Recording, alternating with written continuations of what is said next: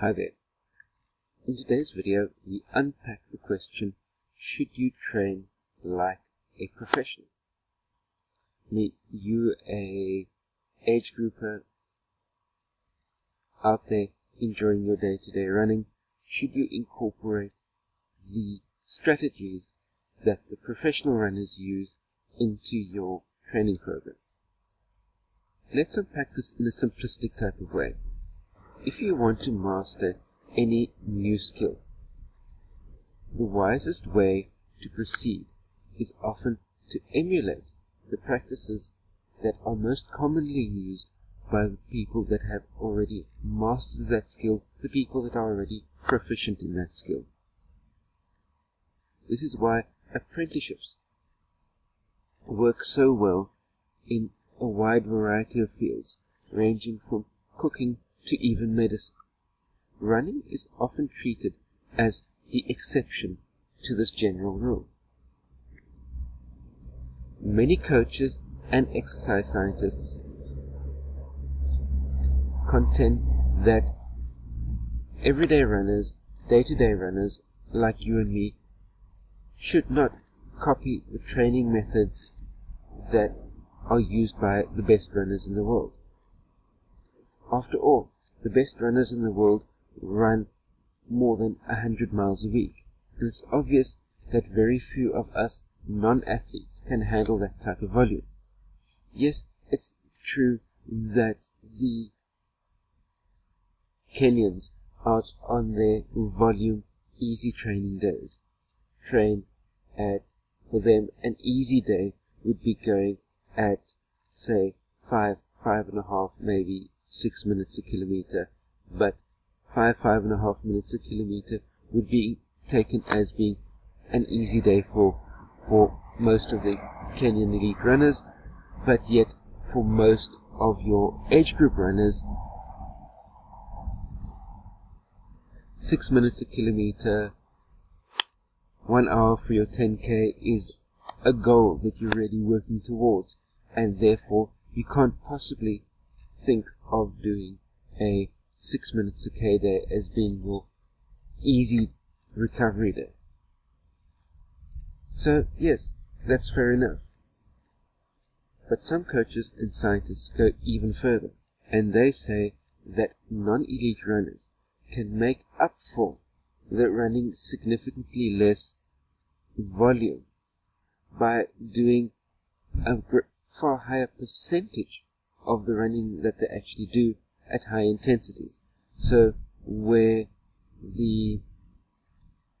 your elite runners running 100 miles a week would be doing 80 miles at their low intensity level,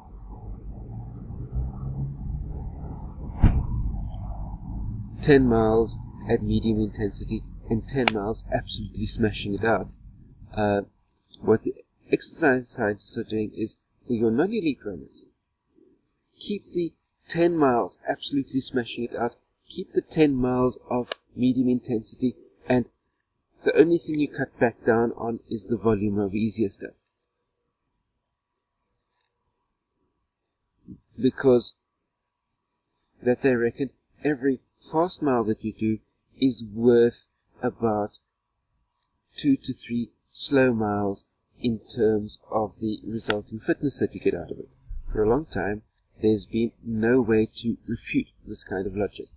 But within the past few years, rigorous experimentation has shown that the most effective way for recreational runners like myself, like you out there, to be able to train is to be able to train exactly the same way as what the elites do. But wait, does that mean that all of us 4-hour plus marathon runners should be doing 100 plus miles per week? No, it doesn't. Because everyday runners can't do that type of volume simply because we don't have the time available to us to do the adequate recovery between such runs. We've got things like office jobs to take care of, homes to take care of, kids to get to school, help with their homework, help with projects, all of those type of things. So no, there's no ways that we can be looking at smashing out 100 miles a week and still maintain some sort of semblance of the rest of our lives, as well as being able to stay clear of injuries. So basically, what I'm busy unpacking for you here is the first step to determining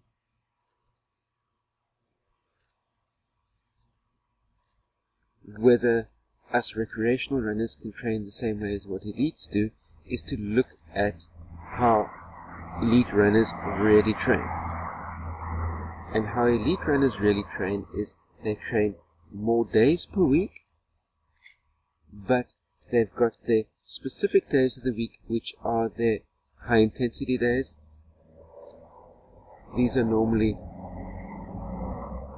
some sort of a midweek session where they have their specific hill day, their specific speed day, and those days get absolutely smashed out. And you can do the same type of thing. Is if you've got a hill day, your hill day might be, say,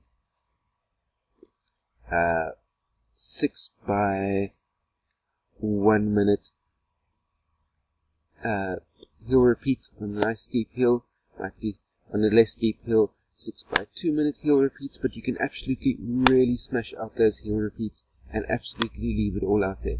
The same way on your speed session out of the track, it might be flying 300s, it might be 400 repeats, it might be 800 meter repeats.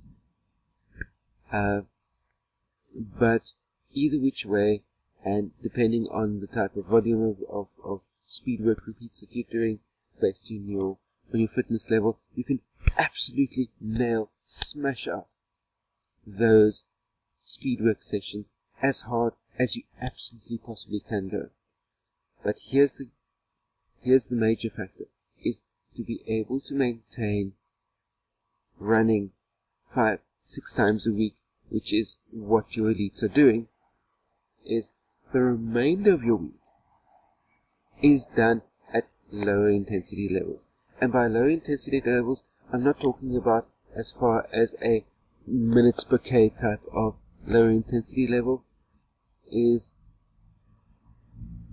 I'm talking about for where you are, based on your heart rate monitor data, you bash out your volume work, your long runs at this lower intensity, because that allows you to recover sufficiently from your one hard session so that you're ready to bash out your next hard session. And when it comes to recovery, check out the video on my channel where I've given the most effective way for runners to recuperate from those really, really hard sessions. I'll post a link to that video in the comment section down below.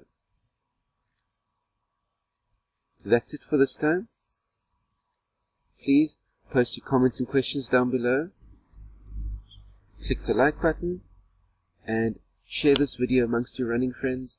And while you're down there, please click the subscribe button as well. That way you can be kept up to date on new videos as I post them on a week-to-week basis. Stay safe out there. See you next time. Cheers.